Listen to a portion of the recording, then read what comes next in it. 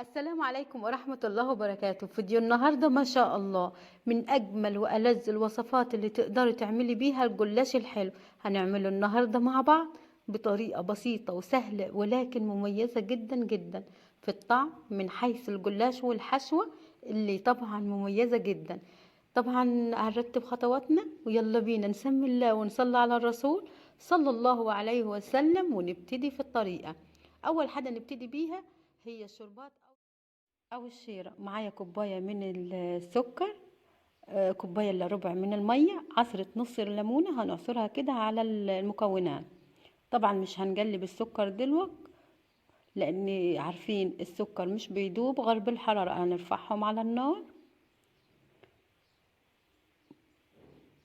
هنقلب. في البدايه قلبت بالمعلقه وبعد كده رفعت المعلقه كده. بعد مرور دقيقتين هنستنى تاني دقيقتين، يعني كده مروا دقيقتين، هنسيبهم دقيقتين تاني ونرفع الشيرة او الشربات من على النار. يبقى كده بعد الغليان 4 دقايق.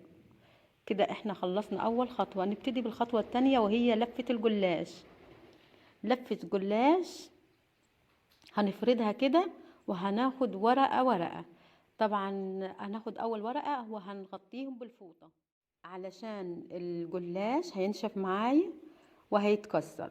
هنفرد اول ورقة كده وهندهنها بالسمنة. مش مهم كمية السمنة على قد ما معتمد على التوزيع، يعني حاجة بسيطة ونوزع على كل الورقة بالفرشة كده ونحاول ندهن كده ونطبقها كده نصين، وبالسكينة هنقطع النصين كده. هناخد قطعتين، خدت اول قطعة وندهنها ويبقى كده الورقة تعمل معايا قطعتين من جلاش. من المكسرات وجوز الهند، اي نوع مكسرات جوز هند، رشة بسيطة علشان ما تقطعش معايا. هنلفها كده بأي عصاية شيش طاووق، والكبيرة لو كان عندك الصغير 3 على بعض ونلف عليهم استرتش لا ندمعهم مع بعض علشان يدونا الحجم ده. طبعا لو كان عندك العصيان الكبيرة هي خلاص واحدة تمشي معانا. هنرش رشة من المكسرات وجوز الهند برضو ونلفها بنفس الطريقة ونسيب حوالي نص سنتي في الاخر علشان هو كده اللي يبقى معايا القاعدة اللي نحط عليها الحشوة. بصوا كده لما نسيب نص سنتي هيبقى كده القاعدة اللي نحط عليها الحشوة بتاعتنا. وفي الوقت ده هندهن صاج او صينية، اي صينية مدورة مستطيلة اي حاجة، ندهنها كده بالسمنة ونحط فيها الايه الجلاش اللي احنا عملناه، وحدات الجلاش. هنجيب ورقة تاني وهندهنها طبعا بالسمنة، دهنة بسيطة وخفيفة جدا. هنطبقها كده نصين وكل نص هندهنه برضو، وهنحط الحشوة بتاعتنا اي نوع مكسرات وجوز هند. هنجيب كده العصاية اللي احنا اعتبر عصاية السشتو 3 مع بعض ونلفهم بالاسترتش لاب. هنسيب نص سنتي برضو، بصوا زي ما انتوا شايفين كده. هنضغط كده عليها من الناحيتين وهنطلعها.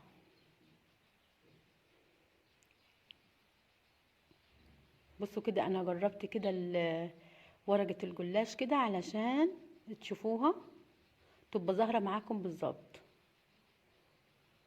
طبعا لما احنا بصوا كده لما نحطوها في الصينية، بصوا هي كده فاتحة، لما معتمدة على الوحدات الجلاش اللي يبقوا دم بعضيهم مرصوصين علشان وحدة الجلاش ما تنفتحش مني.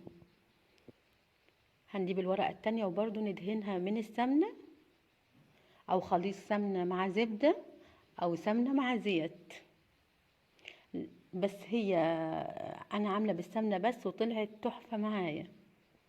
هندهن دهنة بسيطة وزي ما قلت مش مهم الكمية على قد اهم حاجة التوزيع، يعني علشان الورقة الجلاش كده تبقى هشة كده ومورقة علشان تبقى تورقتها كده حلوة.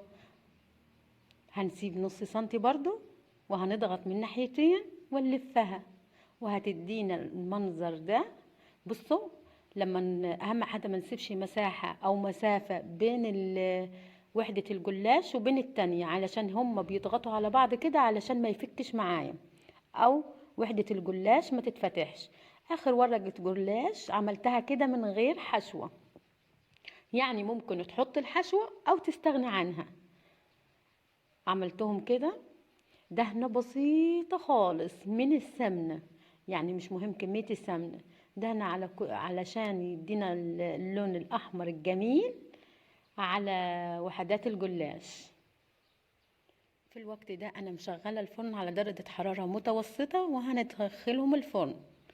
معايا كوباية من الكريم شانتيه، معلقتين سكر، وهنضيف ليهم كوباية إلا ربع من المية الساقعة من التلاجة. هنضربهم، وعلى حسب كل نوع كريمة ممكن الكريمة اللي انت دايباها تقبل مية اكتر من الكوباية الا ربع، على حسب نوعية الكريم شانتيه اللي انت دايباه. لو عندك كريم باستري او باستري كريم طبعا هتستغني عن الكريم شانتيه، وهتحطي نص كوباية من الكريم باستري عليها معلقتين من الكريم شانتيه، وهتضربيهم وهيطلع معاكي حشوة تحفة. انا الشربات كان بارد وانا طلعت كده الصاج من الفرن سخن، يبقى كده الجلاش لسه مطلعاه من الفرن، والمعايا الشربات دافي بسيط. بصوا كده تحفة، حاجة كده تحفة. دبت الكريم شانتيه، وكل واحدة من الكريم شانتيه كده نعمل لها روزتات عليها، روزتة كده بسيطة من الكريم شانتيه. لو عندك كريم باستري زي ما قلت لك ممكن كريم باستري، اي حشوة انت تحبيها او تفضليها. معايا فراولة، قطعة من الفراولة بسيطة كده حلوة، هنحطها على كل قطعة، بتدينا طعم خرافي، مزيد بين الكريم شانتيه على الفراولة.